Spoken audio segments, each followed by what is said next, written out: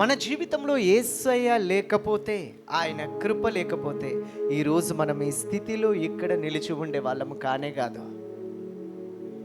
మన బలము కాదు, మన శక్తి కాదు, ఇంకేం కాదు, కేవలం ఆయన కృప మాత్రమే. హల్లెలూయా! దేవునికి మహిమ కలుగునుగాక. హల్లెలూయా! ఆయన కృప లేకుండా మనం ఒక క్షణం కూడా నిలిచి ఉండలేం. ఒక క్షణం కూడా మనము బ్రతికి ఉండలేం. నిలిచున్నామంటే ఆయన కృప, బ్రతికున్నామంటే ఆయన కృప. దేవునికి మహిమ కలుగునుగాక. ఆయన లేకుండా ఏమీ కలగలేదని బైబిల్లో రాయబడింది. ఏందంట? ఆయన లేకుండా ఏమీ కలగలేదు. సమస్తం ఆయన మూలముగా, సమస్తం ఆయన ద్వారా, సమస్తం ఆయనను బట్టి కలిగినాయి. దేవుడు లేడని బుద్ధిహీనులు తమ హృదయంలో అనుకుంటారు, కానీ ఈజ్ లివింగ్ గాడ్. ఎందుకు అనంటే, నా పేరు పెట్టబడిన నా జనులు నా స్తుతిని ప్రచురం చేయడానికి. ఏందంట? నా పేరు పెట్టబడిన నా జనులు నా స్తుతిని ప్రచురం చేయాలి. ఇంకో మాట రాయబడి ఉంటుంది, సజీవులే కదా నిన్ను స్తుతిస్తారు, మన్ను నిన్ను స్తుతిస్తుందా? మృతులలో నీకు స్తుతి కలుగుతుందా? లేదు కదా. ఎందుకు మనల్ని సజీవు లెక్కలో ఉంచినాడంటే, ఆయనను స్తుతించడానికి, ఆయనను మహిమపరచడానికి, ఆయనను పోలి జీవించడానికి. ఇంకా చెప్పాలి అనంటే, ఆయనను లోకములో చూపించడానికి మనల్ని బ్రతికించినాడు.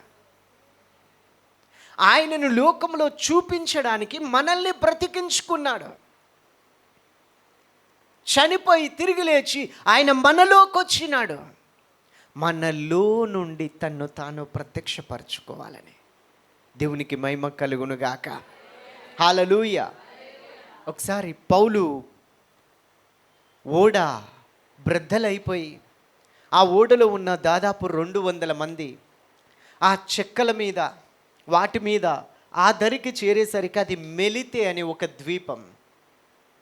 ఆ ద్వీపవాసులంతా వీళ్ళు సముద్రంలో ప్రమాదానికి గురై వస్తున్నారు కదా అని చెప్పి వాళ్ళు ఏం చేసినారట, చలిమంట వేసి వీళ్ళు చలి కాచుకోవడానికి పౌలు కూడా మోపెడు పుల్లలేరి తీసుకొచ్చి ఆ మంటలేసిందట. ఆ కాకకు సర్పం ఒకటి బయటకు వచ్చిందట. ఆ పౌలు చేతిని పట్టుకొని వేలాడుతుందట. హల్లెలూయా! పౌలు చేతిని పట్టుకొని వేలాడుతుందట. అది విష సర్పం అంట. ఆ చూస్తున్న ద్వీపవాసులంతా విద్య లేని అనాగరికులు వాళ్ళు అంటున్నారంట, దొంగ ఖైదీ కదా, ఖైదీ సముద్రంలో నుంచి తప్పించుకున్నా కూడా ధర్మదేవత వీళ్ళని వదిలిపెట్టలేదు, చస్తాడనుకున్నారట. ఇంకేమనుకున్నారంట అంటే, శరీరము వాచునో హఠాత్తుగా పడి చచ్చునో అని చూస్తున్నారట. ద్వీపవాసులు కదా, అనాగరికులు కదా, అక్కడ పాములు ఎక్కువ ఉంటాయి కదా. పాము కట్టు కొంచెమన్న వాళ్ళకి ఫస్ట్ ఎయిడ్ తెలిసి ఉంటుంది కదా, ప్రథమ చికిత్స అంటారు కదా, తెలిసి ఉంటుంది కదా. కానీ వాళ్ళు చేయలేదు. ఎందుకు అని అంటే, వీళ్ళు తప్పు చేసిరు, వీళ్ళు ఖైదీలు, వీళ్ళు సంఖ్యలతో జైలుకు వెళ్తున్న వాళ్ళు.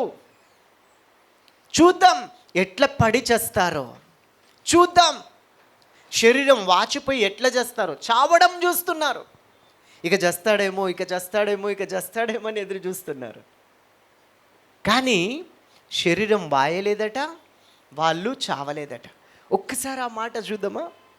అపుస్తల కార్యములు 27వ అధ్యాయం ఒకసారి చూడండి.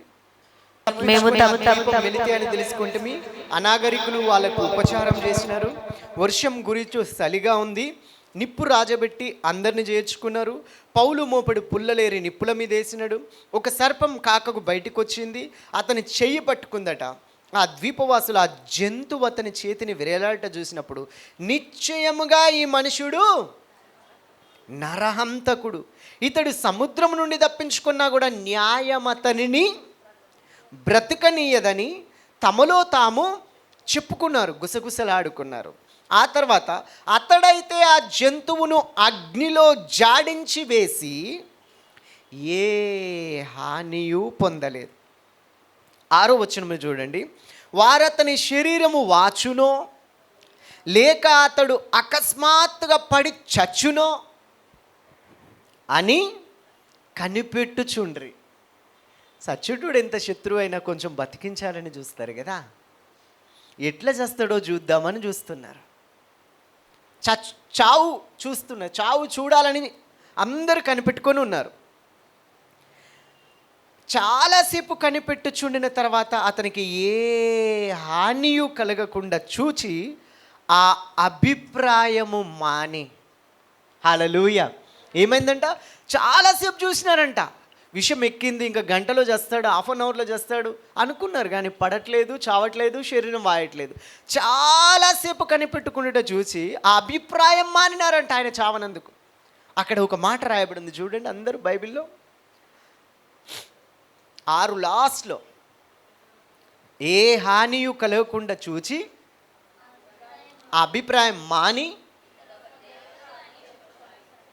ఇంగ్లీష్లో అయితే దేవుడు అని ఉంటుంది, గాడ్. ఇతడొక దేవత అని చెప్పసాగి. హల్లెలూయా. మనిషి ఎప్పుడు దేవుడు కాదు, మనిషి మనిషే. ఈరోజు ఉంటాడు, రేపు మాయమవుతాడు. ఈ మనిషి బలం ఉడిగిపోతుంది, జ్ఞానం తరిగిపోతుంది, వయస్సు పెరిగిపోతుంది.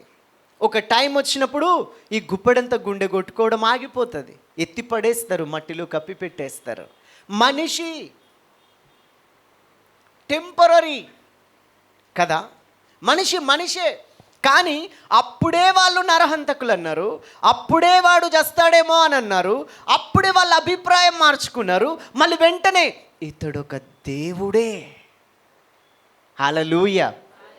ఎందుకు వాళ్ళు దేవుడే అని అనగలిగినారనంటే, ఏ దేవుడు ఆయనను పిలిచినాడో ఆ దేవుడు ఈయన యందున్నాడా.